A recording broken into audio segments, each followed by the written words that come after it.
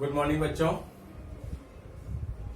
कल हमने रासायनिक अभिक्रिया और समीकरण के बारे में पढ़ा था। कुछ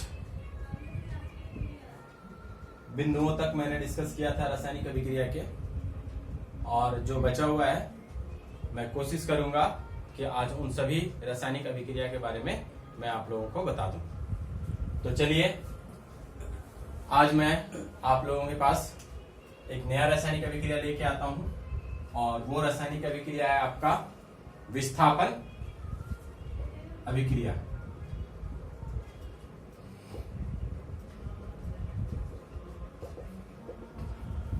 देखिए बच्चों, इसके नाम को जरा ध्यान से सुनिए।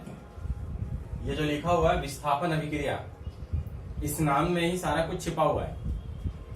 इसमें लिखा हुआ विस्थापन। विस्थापन का मतलब होता है जगह परिवर्तित करना, एक जगह से दूसरे जगह जाना। यानी कि इस रासायनिक अभिक्रिया में जरूर कुछ ऐसा होता होगा जिसमें कोई तत्व, कोई पदार्थ या यौगिक अपने स्थान को बदलता होगा। तो सबसे पहले मैं इसके परिभाषा को बताता हूं और फिर उसका उदाहरण भी दूंगा। चलिए देखते हैं क्या है। वैसे रासायनिक अभिक्रिया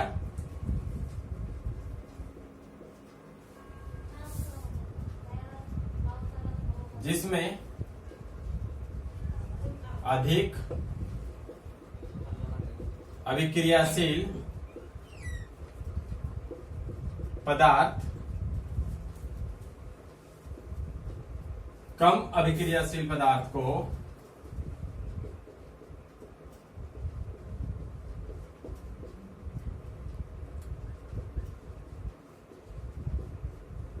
हटाकर उसका स्थान ग्रहण कर लेता है। देखिए, मैंने आपको बताया था विस्थापन का मतलब क्या हुआ? विस्थापित कर देना, हटा देना, और उसके एक स्थान को ग्रहण कर लेना। किसका? कौन का स्थान ग्रहण करेगा? किसका स्थान ग्रहण करेगा? अधिक अभिक्रियाशील पदार्थ जो है कम अभिक्रियाशील पदार्थ का स्थान ग्रहण कर लेगा। मैं आपको बताता हूं, जैसे मेरे पास है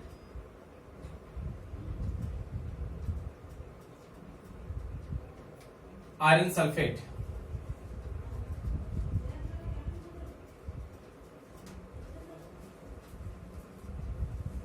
और इस आयरन सल्फेट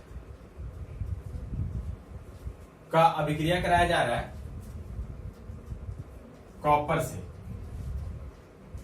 तो अब थोड़ा मैं बता देता हूं, ये जो कॉपर है और आयरन है, इन दोनों में थोड़ा तुलना कर लेते हैं। कॉपर आयरन से कम अभिक्रियाशील है, तो मैंने यहां पे क्या दिखाया? अधिक अभिक्रियाशील पदार्थ कम अभिक्रियाशील पदार्थ को हटाता है। देखिए जरा ध्यान से समझिएगा। मैं बता देता हूं, अभिक्रियाशील वाले जो कौन से तत्व कितना अधिक अभिक्रियाशील पदार्थ है, कितना कम अभिक्रियाशील पदार्थ है। तो इसका एनसीईआरटी बुक में एक चार्ट बना हुआ है, आप वहां से देख सकते हैं और उसका मदद ले सकते हैं। नहीं तो मैं नेक्स्ट वीडियो में या लास्ट में उसके चार्ट को मैं बताने की कोशिश करूंगा। देखिए, आयरन और कॉपर, कॉपर कम अभिक्रियाशील पदार्थ है,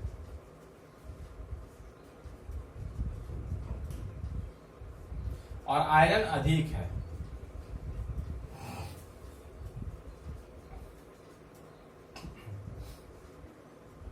लेकिन क्या ये इसको हटा पाएगा? कंडीशन क्या कह रहा है? कंडीशन कह रहा है अधिक अभिक्रियाशील, मतलब ये तो अकेला है, तो अधिक अभिक्रियाशील इसको क्या हटाएगा? इसको तो हटा नहीं पाएगा। तो क्या करेगा कि इस तरीके में अभिक्रिया नहीं होगा, कोई अभिक्रिया नहीं होगा, अभिक्रिया नहीं। तो हम क्या करेंगे? आयरन रखते हैं और कॉपर सल्फेट ले लेते हैं। अब देखिए, कॉपर जो है वो सल्फेट के साथ एक यौगिक बना रहा है और आयरन जो है वो अकेला पड़ा हुआ है। अब आयरन अधिक अभिक्रियाशील है, ये तेजी से अभिक्रिया करता है कॉपर की तुलना में। तो ये क्या करेगा, आयरन जो है कॉपर को हटा देगा, कॉपर को हटाएगा तो उसकी जगह पे चला जाएगा और कॉपर को विस्थापित कर दिया। मैंने अभी आपको बताया आयरन जो है कॉपर को हटा दिया और उसके स्थान ग्रहण कर लिया। और समीकरण में जो अभिक्रिया यहां पे दिया हुआ है इसमें भी कुछ ऐसा ही बताया जा रहा है। ठीक है, तो आपको समझ में आ गया होगा कि विस्थापन अभिक्रिया क्या होता है। तो आप इसे नोट कर लीजिए, मैं एक और उदाहरण देता हूं आप लोगों को, आप इसे जरा नोट कर लीजिए, तब तक मैं इसको मिटाता हूं।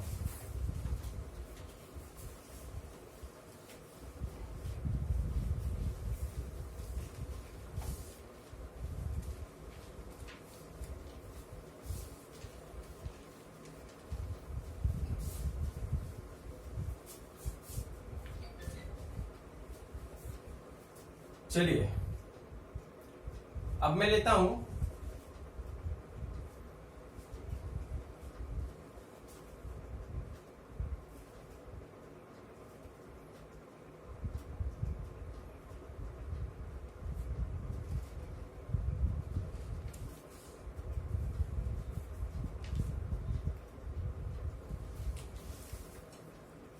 मैग्नीशियम सल्फेट, इसको अभिक्रिया करवाता हूं सोडियम से। अब देखिए सोडियम जो होता है वो मैग्नीशियम से अधिक अभिक्रियाशील होता है। सोडियम क्या करेगा, मैग्नीशियम को हटा देगा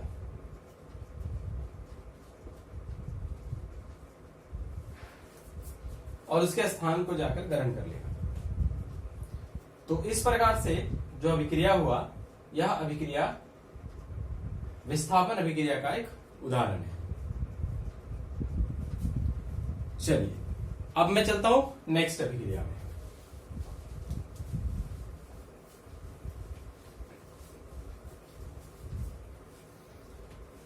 अब आता है हमारे पास द्विविस्थापन अभिक्रिया।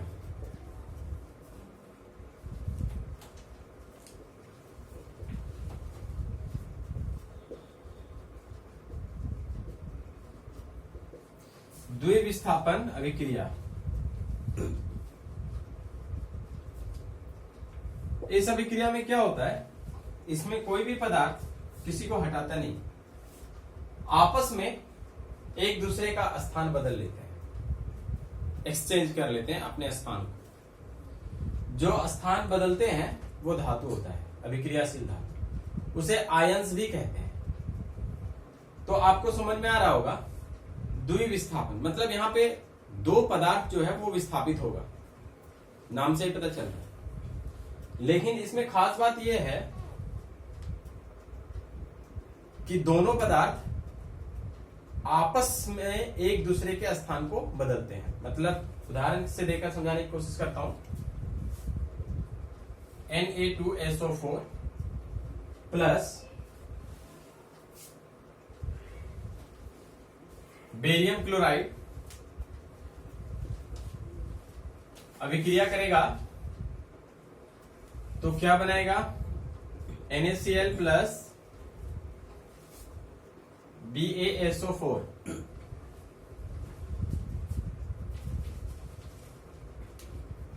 तो इसको जरा आप ध्यान से देखिए, यहां पे सोडियम है, यहां पे बेरिलियम है, इधर सोडियम है, इधर बेरिलियम है। पहले सोडियम सल्फेट के साथ था, अब ये सोडियम जो है वो क्लोरीन के साथ चला गया। जो बेरिलियम था वो बेरिलियम पहले क्लोरीन के साथ था, लेकिन अब वो सल्फेट के साथ चला आया। आप वहां से देख सकते हैं। इससे क्या पता चला कि जो आयंस है, ये आयंस है, ये धातु है, इसमें इलेक्ट्रॉन्स त्यागने की क्षमता होती है। तो इसने क्या किया, आपस में एक दूसरे का स्थान अदला बदली कर लिया। तो इस प्रकार का जो भी अभिक्रिया होता है उसको हम लोग बोलते हैं द्विविस्थापन अभिक्रिया। चलिए अब इसका मैं परिभाषा लिख देता हूं। वैसे रासायनिक अभिक्रिया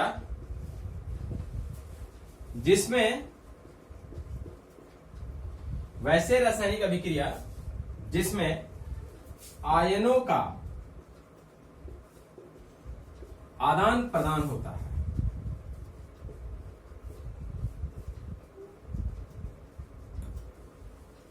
आदान प्रदान होता है द्विविस्थापन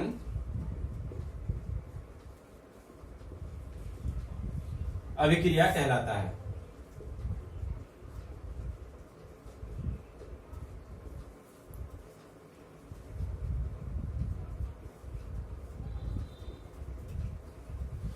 तो यह आपका द्विविस्थापन अभिक्रिया हो गया। यह आपका उदाहरण है, आप इसे नोट कर लीजिए। इसके बाद हम चलते हैं ऊष्माशोषी अभिक्रिया।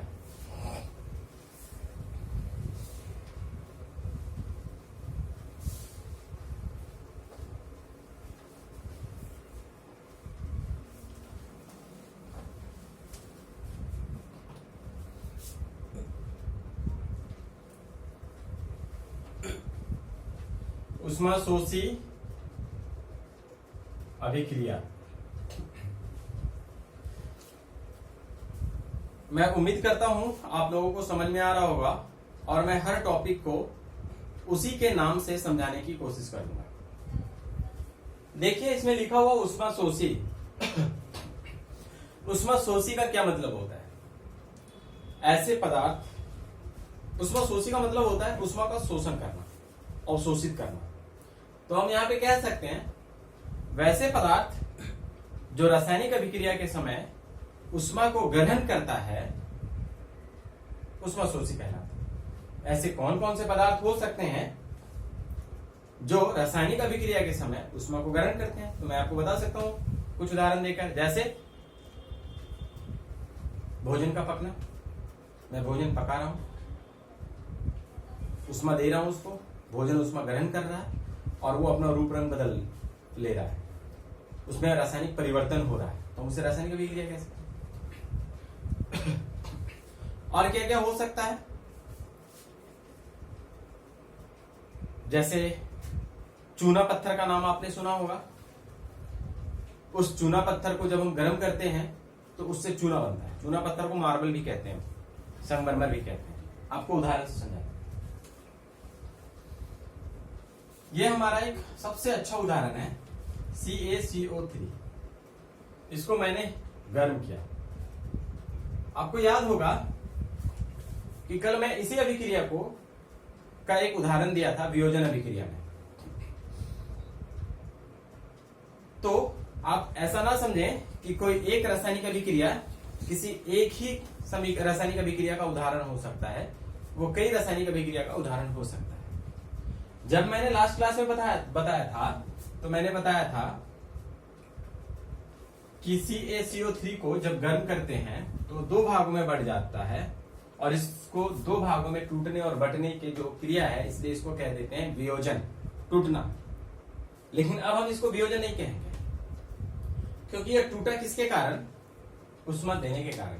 और अभी हमारा टॉपिक क्या है? ऊष्मा से रिलेटेड है। तो हम कह सकते हैं कि यह जो रासायनिक अभिक्रिया है वह ऊष्माशोषी रासायनिक अभिक्रिया है। तो चलिए परिभाषा लिखिए। वैसे रासायनिक अभिक्रिया जो ऊष्मा को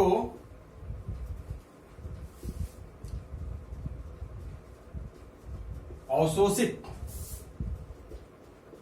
करता है, ऊष्माशोषी अभिक्रिया कहलाता है।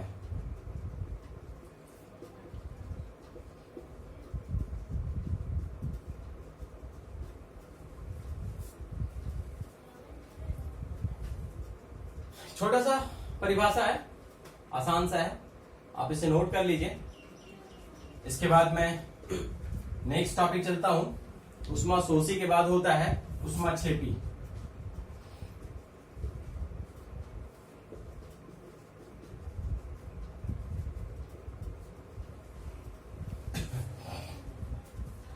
उष्मा छेपी अभिक्रिया, देखिए उष्मा छेपी अभिक्रिया क्या होता है, यहां पे लिखा हुआ उष्मा शोषी। अब इसके नाम से ही पता चल रहा है ये उष्मा का शोषण कर रहा है, ये उष्मा छेपी है अर्थात ये उष्मा को उत्पन्न कर रहा है। जस्ट उल्टा, ये उष्मा का अवशोषित कर रहा है, ये उष्मा उत्पन्न कर रहा है। तो उष्मा छेपी अभिक्रिया क्या होता है, वैसे रासायनिक अभिक्रिया जो उष्मा मुक्त करता हो, उष्मा छेपी अभिक्रिया कहलाता है।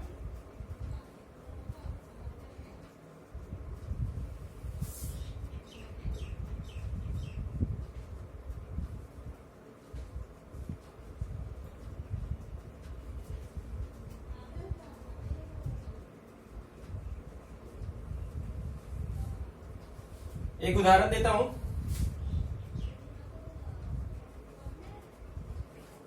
ऐसे कौन सी रासायनिक अभिक्रिया है जो उष्मा उत्पन्न करता है, मोमबत्ती का जलना,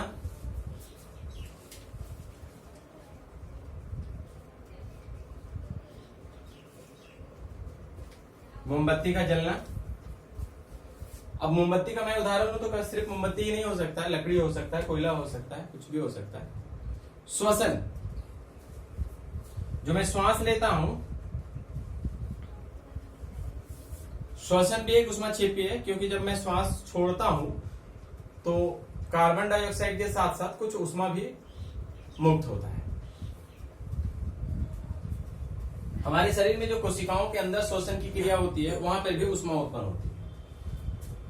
देखिए कार्बन है, ऑक्सीजन के साथ इसको अभिक्रिया करवाया तो ये जला और क्या बनाया, कार्बन डाइऑक्साइड बनाया और साथ ही साथ उष्मा दिया। ये बहुत छोटा सा अभिक्रिया है। अभी मैं आपको उष्मा छेपी का एक और उदाहरण देता हूं। मैं इधर लिखता हूं थोड़ा, देखिए यहां पे मैंने उष्मा दिया तो ये जो कैल्शियम कार्बोनेट था वो टूटा और ये चूना बन गया। ये चूना है, ये संगमरमर है। अब देखो ये चूना जब हम मार्केट से, बाजार से या मार्केट से खरीद कर लाते हैं और उसको घर ले जाने के बाद क्या करते हैं, पानी में डाल देते हैं। तो आपने देखा होगा कि जो वाटर है, पानी है, उबलने लगता है और क्या बन जाता है, CaOH2 और उष्मा। अब देखिएगा जरा, इधर दिख रहा है सब, कैल्शियम ऑक्साइड प्लस वाटर, मतलब ये चूना है, चूने को जल के साथ अभिक्रिया कराया तो कैल्शियम हाइड्रोक्साइड बन गया और उष्मा उत्पन्न हुआ। तो ये भी अभिक्रिया उष्मा छेपी का एक उदाहरण है। इस तरीके से बहुत सारे उदाहरण हो सकते हैं।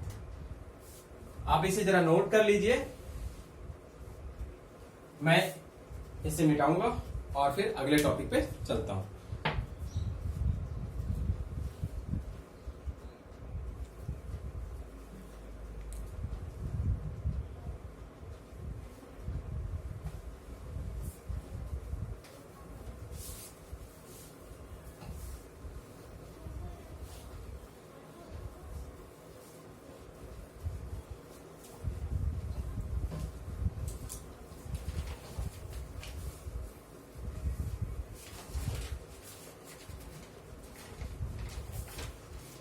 चलिए अब एक नया अभिक्रिया आता है और वो है आपका उपचयन और अपचयन।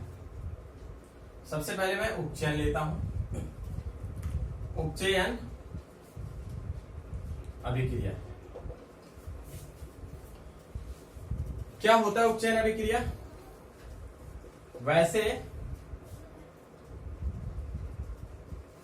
रासायनिक अभिक्रिया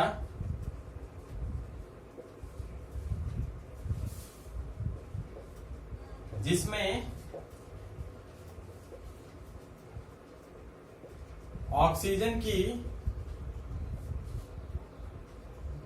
वृद्धि होती है उपचयन अभिक्रिया कहलाता है।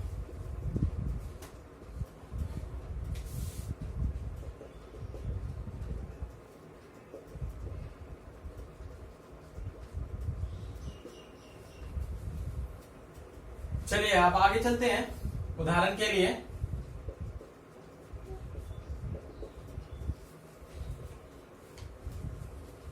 देखिए, ये आयरन है हमारे पास,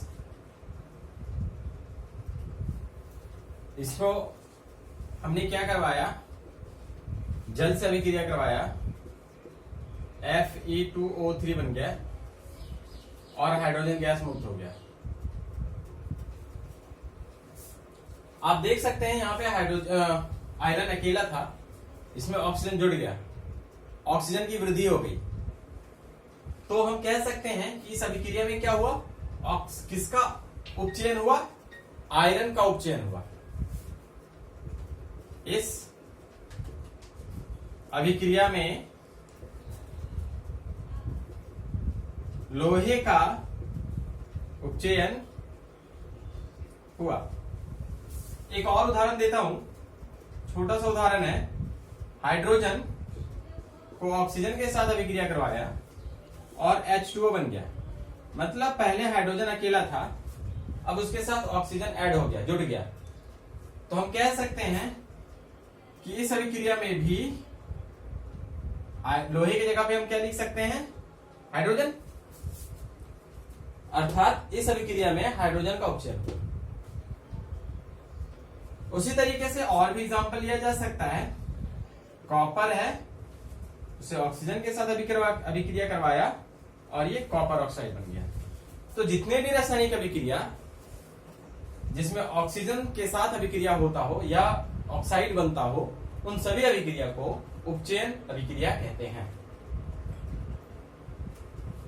चलिए अब नेक्स्ट जो आता है हमारे पास, उपचयन के बाद आता है अपचयन अभिक्रिया।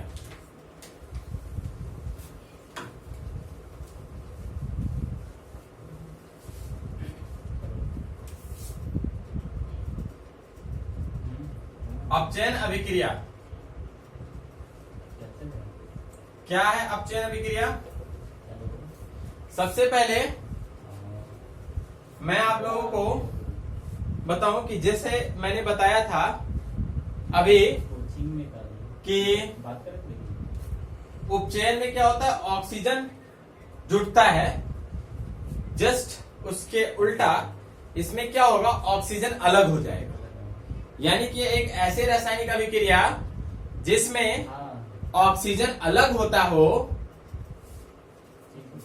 क्या कहलाता है, अपचयन अभिक्रिया कहलाता है। ठीक है, बात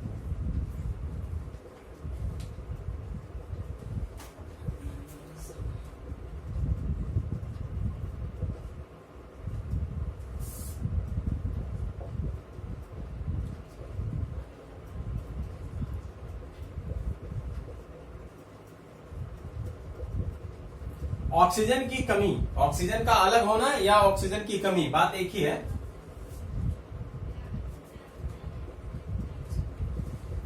अपचयन अभिक्रिया कहलाता है।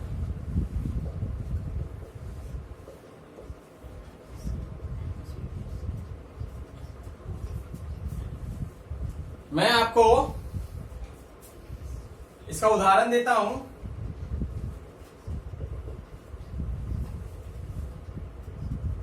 जैसे कि कॉपर ऑक्साइड को हाइड्रोजन के साथ अभिक्रिया कराया गया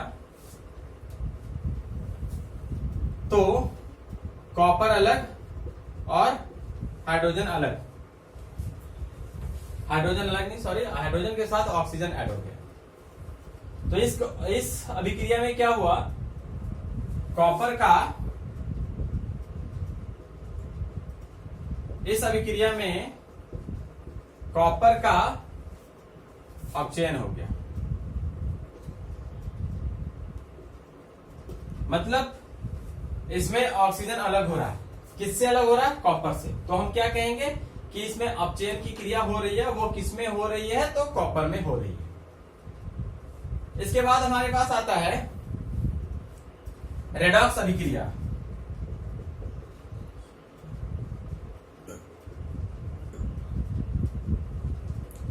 रेडॉक्स अभिक्रिया क्या होता है? तो वैसे रासायनिक अभिक्रिया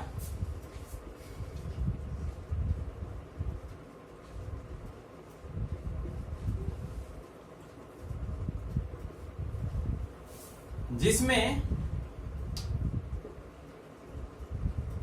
अपचयन और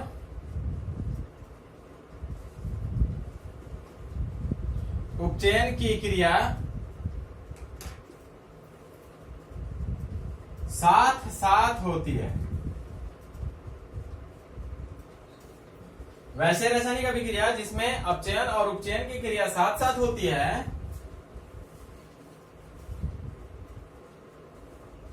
रेडॉक्स अभिक्रिया कहलाता है।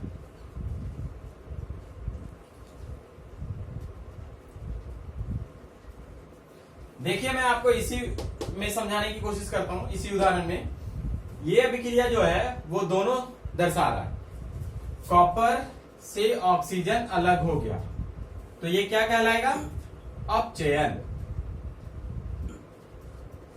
हाइड्रोजन पहले अकेला था, ऑक्सीजन जुड़ गया तो क्या कहलाएगा? उपचयन। एक ही अभिक्रिया है, लेकिन इस एक ही अभिक्रिया में दोनों काम हो रहा है। अपचयन की भी क्रिया हो रही है और उपचयन की भी क्रिया हो रही है। इसलिए इस अभिक्रिया को क्या कहा जा सकता है? रेडॉक्स अभिक्रिया कहा जा सकता है। तो बच्चों, आज के लिए इतना ही। फिर मैं आपको नेक्स्ट वीडियो में मिलूंगा नए टॉपिक के साथ, और आप मेरे वीडियो को लाइक और सब्सक्राइब करते जाइए। अपने दोस्तों को भी शेयर कीजिए। धन्यवाद।